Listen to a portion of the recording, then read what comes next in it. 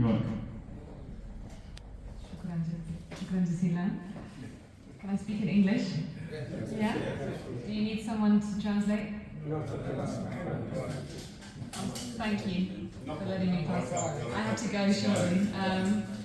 Thank you very much for having me here. Shukran jazeelan. Excellency, Mr. Alamin. Thank you very much, Dr. Hashem, Dr. Salah, Abdurrahman, everybody else. Thank you. It's lovely to be here. I'm based in Addis Ababa, normally, and I work closely with our special envoy, Mr. Richard Crowder, working on Sudan. The UK, we know, has a long history with Sudan, and it's a beautiful culture, lovely people, so I'm very happy to be in this job, although in a very, very difficult time for your country. And firstly, want to say how strong the commitment is from our Foreign Secretary to trying to end the war in Sudan and see a peaceful future for the country. I don't want to talk much because it's been a very lively conversation so far. I think just a couple of things I wanted to say. I will skip some of the things about UK policy, but if you want to hear more after, please just contact me. But I think it's fair to say our priority at the top is getting to a ceasefire.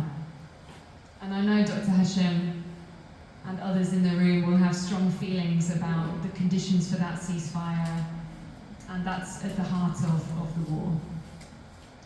But we know this is the worst humanitarian crisis in the world right now.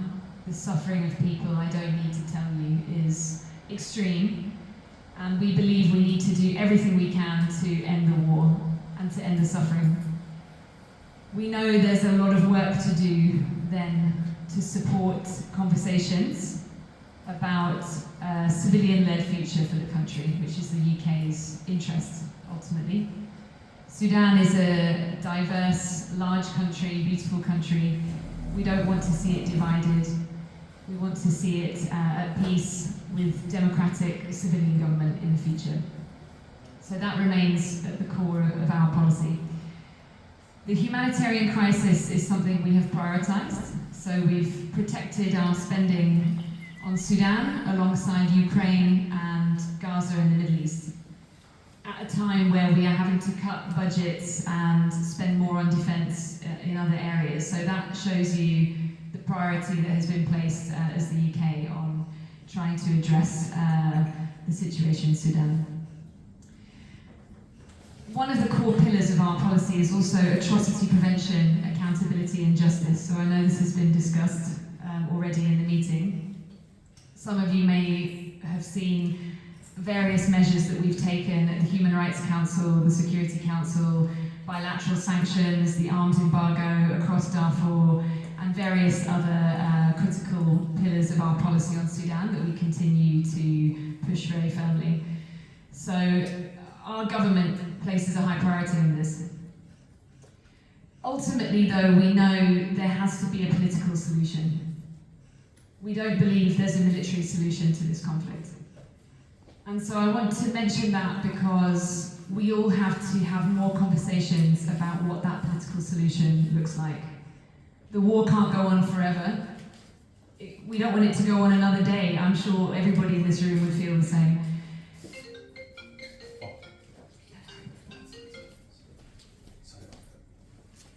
We believe the civilians are very important to that. So that's one of the reasons we've been talking over various meetings and places and with others in the room. The military and the RSF, who are fighting from their perspective, a war to protect the country, as you described, protecting people from division of the country, protecting people from violations. These are, of course, very deeply important issues and questions. How can the civilians create an alternative future for Sudan, even as the war is going on? I think that is a really important question. Because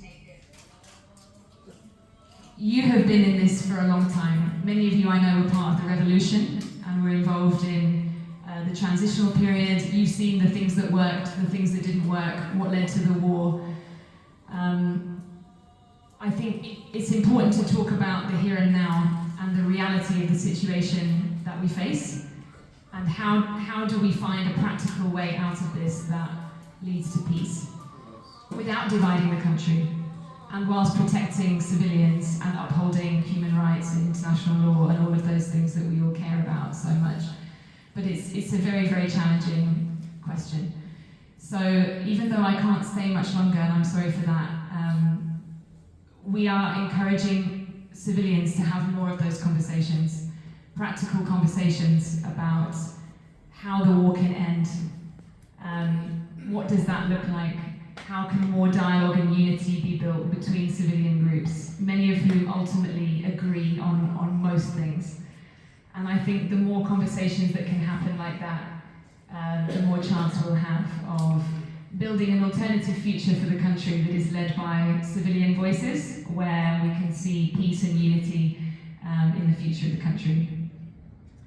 We know that the regional context is also very critical, and so the UK is very actively involved in diplomatic conversations with all of the partners with interests and activity in the war.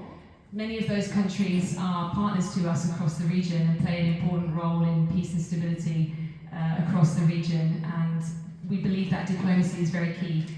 Not much of it is necessarily public, so I want to tell you that we are having those conversations at a very high level to urge countries to respect international law and principles of justice and accountability, which the UK champions in the UN and many other fora, and also to find a solution to the crisis that can end the war. So those conversations are happening all the time, and we'll continue doing our best to urge for an end to all the terrible things that we've seen.